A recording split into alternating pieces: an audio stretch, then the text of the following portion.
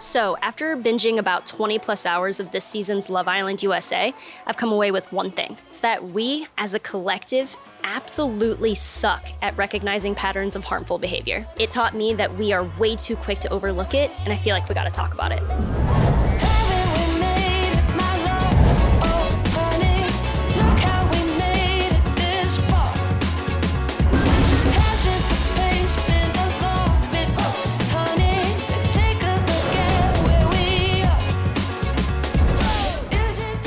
For those of you who are new to this channel, my name is Malia. I'm a human factors psychologist, and that's basically just a fancy way of saying that I study how humans interact with each other and within the environments they find themselves in. I wanted to start this channel because my life can be pretty mid, but if I put on a human factors lens to it, then it actually gets a lot more deep and a lot more exciting. So that leads me into where we are right now.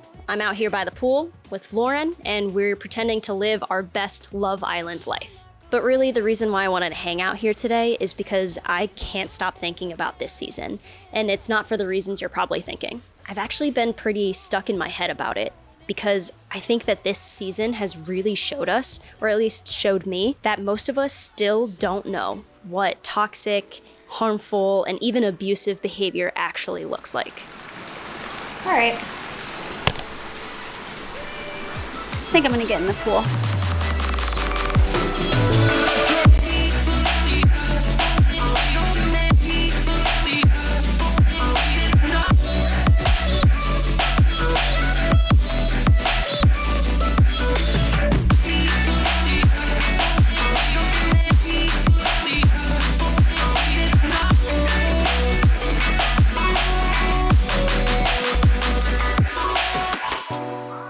While I was sitting down every single day with the rest of America watching this, I felt this weird discomfort. It's not the usual cringiness that you usually get when you're watching reality TV shows like this, but it felt more like this gnawing feeling in my chest, and I really couldn't figure out why.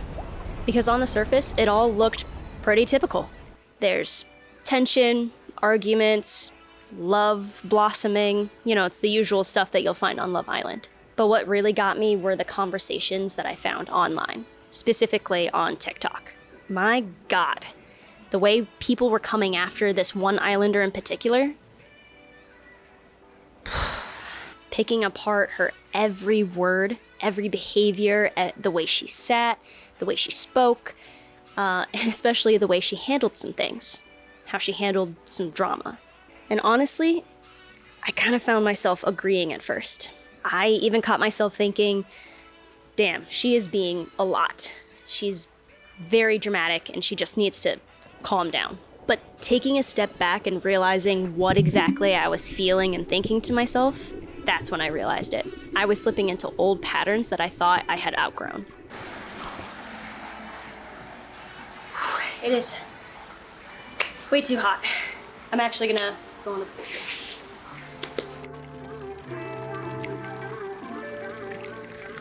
You see, I've spent a lot of time studying human behavior and how systems shape how we see the world.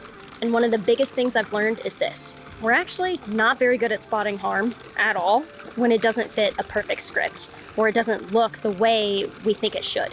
Kind of like how we expect a villain to look and sound a certain way.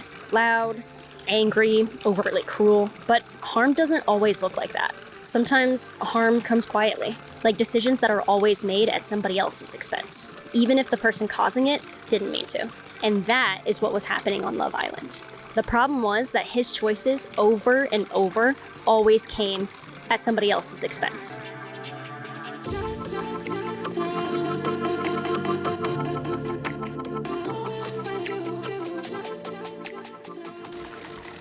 And that's the part we struggle to talk about, because even if someone doesn't intend to hurt you, if the outcome of their decisions keeps costing you your peace, your dignity, your mental health, then that's still harm. And there's usually someone who benefits from that harm, even if they never admit it out loud. Sometimes it's the person who gets to keep their image spotless, who gets to be the nice guy, or the person who never has to answer any questions about their behavior because they weren't doing anything on purpose. It's easier to side with the nice guy, It feels safer. And it saves us from having to wrestle with the idea that someone good can still be causing harm.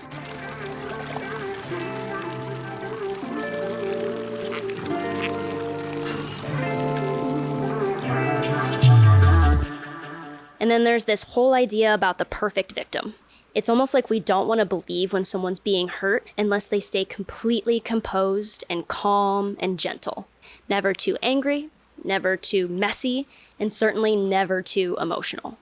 Because, God forbid somebody cries too hard, raises their voice, or looks absolutely messy in their crash out. Because suddenly they're labeled as manipulative and abusive, unstable, and attention-seeking. You know exactly who I'm talking about, too.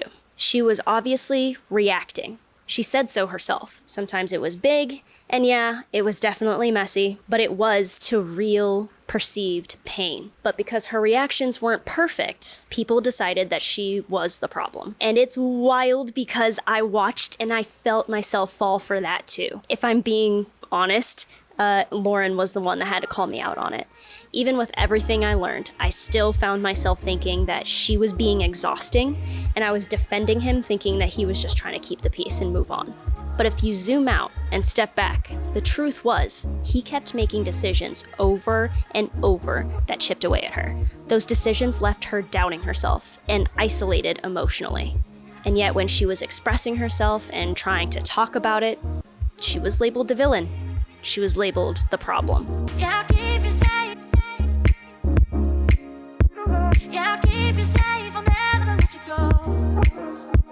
When your heart is racing at the speed of light, and you feel like you got nowhere else to go.